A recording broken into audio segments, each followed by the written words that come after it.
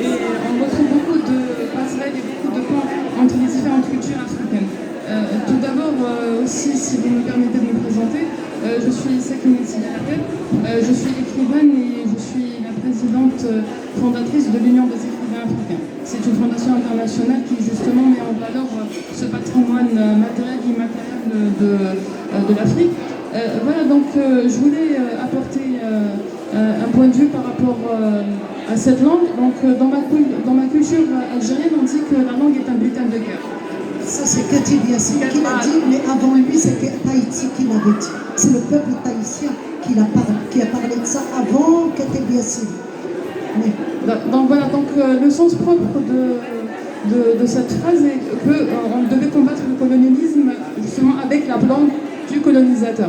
Ensuite, le sens figuré, bien sûr, toutes les phrases célèbres évoluent avec le temps et par la suite ça a pris une autre connotation qui est justement un combat intellectuel entre le migrant dont vous parliez tout à l'heure et le peuple autochtone. Donc combattre avec armes égales de manière cognitive et intellectuelle.